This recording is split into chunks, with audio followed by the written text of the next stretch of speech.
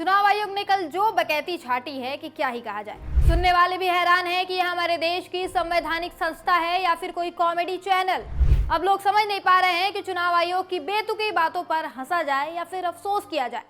राहुल गांधी ने चुनाव आयोग पर गंभीर सवाल उठाए। उन्होंने कहा कि वोटर लिस्ट में गड़बड़ी हो रही है और वोट चोरी हो रही है और बीजेपी के साथ मिलकर चुनाव आयोग ये सब कर रहा है। लेकिन जवाब में आयोग ने क्या किया? राहुल से हलफनामा मांगा कि तुम सबूत दो या फिर माफी मांगो। अब सवाल यह है कि जब बीजेपी के अनुराग ठाकुर ने भी यही बात कही कि फर्जी वोटर लिस्ट थी, तो उनसे हलफनामा क्यों नहीं मांगा गया? चुनाव आयोग कहता है कि हमारे लिए न पक्ष है न विपक्ष है, सब बराबर है। लेकिन ये बराबरी दिखती कहाँ है? राहुल गांधी ने 7 अगस्त को प्रेस कॉन्फ्रेंस की और कुछ ही घंटों में आयोग ने नोटिस भेज दिया। लेकिन अनुराग ठाकुर की प्रेस कॉन्फ्रेंस को 24 घंटे से ज्यादा हो गए, फिर भी कोई नोटिस नहीं। ये कैसी निष्पक्षता हुई? अगर आयोग निष्पक्ष है तो ये दोहरा रवैया क्यों? राहुल गांधी ने कर्नाटक के महादेवपुरा विधानसभा क्षेत्र में 1,250 फर्जी वोटर होने का दावा किया।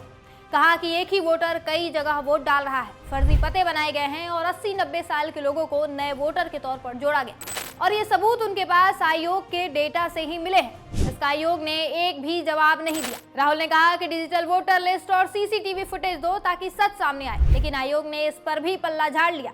कहा कि सीसीटीवी फुटेज नहीं दे सकते क्योंकि इससे महिलाओं की प्राइवेसी खतरे में पड़ जाएगी।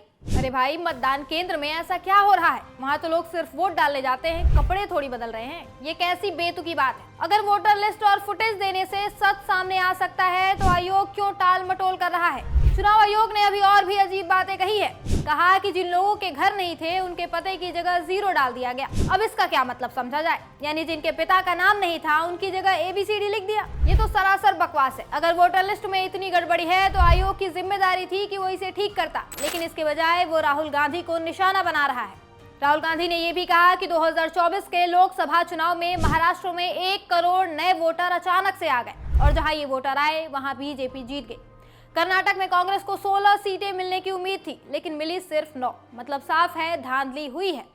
इसके बाद जब उन्होंने डिजिटल वोटर लिस्ट और फुटेज मांगे तो आयोग ने मना कर दिया। यहाँ तक कि फुटेज को 45 दिन के बाद नष्ट करने का नियम तक बना दिया। ऐसे में अब सबसे बड़ा सवाल यह है कि अगर आयोग इतना पारदर्शी है तो डिजिटल वोटर लिस्ट और फुटेज देने में दिक्कत क्या है? अगर कोई गड़बड़ी नहीं है तो सब सामने लाओ।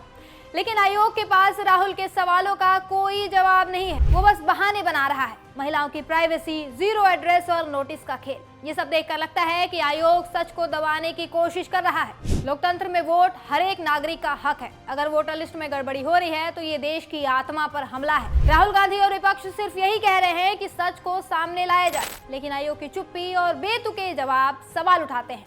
क्या वाकई में सब कुछ ठीक है या फिर कुछ छुपाया जा रहा है?